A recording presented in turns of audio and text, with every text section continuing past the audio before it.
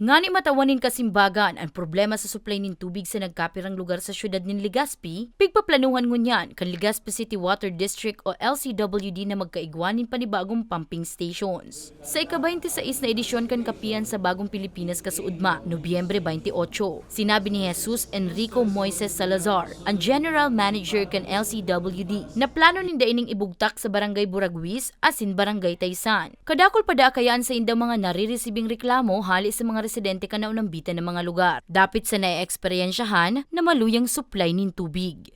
Sigun sa pamayo, pigahalat na sa nanindaan pondo para sa nasabing proyekto na nagkakantidad nin 500 million pesos na pigdonar kan lokal na gobyerno kan Legazpi City para ini ang maiimplementar na.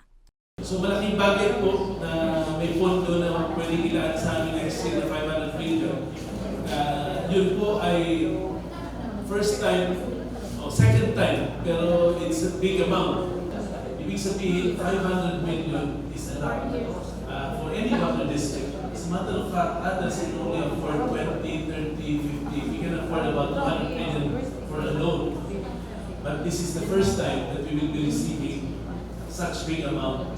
And if that is given to us, we will be very thankful. And the city of Legazpi will benefit from it.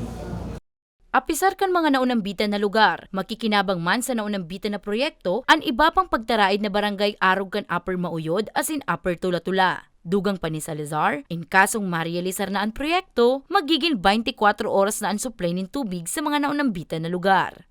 Hindi po yun sapat, pero sapat po yun para magkaroon ng high-impact projects na may makikita agad ang benepisyo sa mga tao.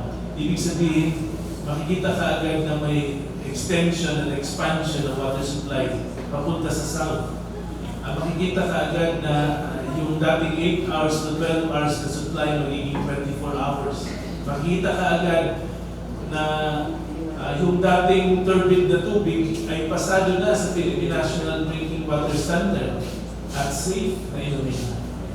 Sa ngunyan, abuton sa 22 million liters kada aldaw ang pigtataong supply kan PhilHydro sa LCWD. Asin posibleng madugangan nin labi sa 5 million liters sa pagsikad kan proyekto. Siniguro man kan opisina kan LCWD na padagos ang sa indang pag-inguwa ngan imamakaray na ang supply nin tubig sa syudad nin Legazpi.